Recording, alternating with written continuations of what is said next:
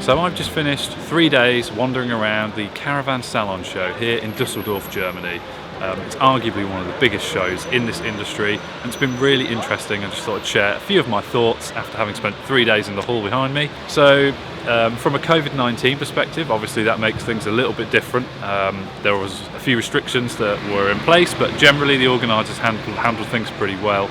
Upon arrival, you had to show proof that you were either vaccinated or that you recently tested negative. You were then given one of these handy little wristbands, which proved that you had shown that. And if not, there were actually some test centres on site where you could get a rapid test to prove that you didn't have COVID-19, so that was really good. Inside the hall itself, there was probably more hand sanitizer than I've ever seen in my life, not just on company stands, but also just in the halls in general.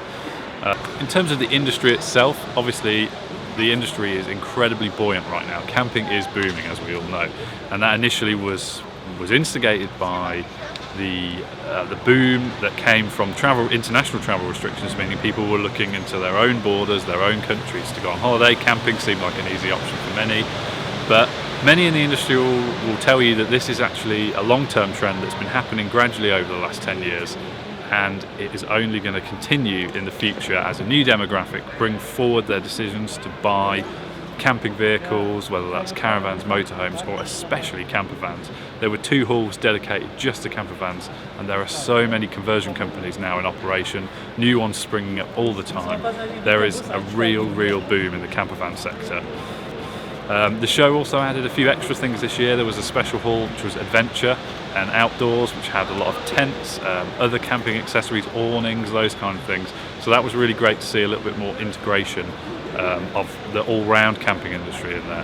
There was also plenty of electronics and accessories and component suppliers.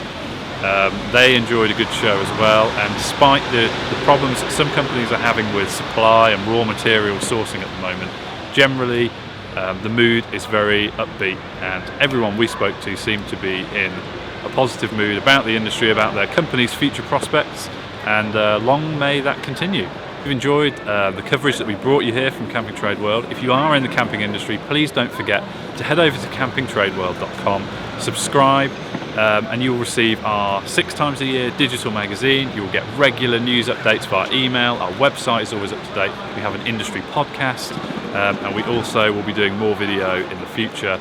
And if you want to be part of it, then please get in touch with one of our team to find out how we can help you grow your camping business internationally. Thanks a lot, and we'll see you next time.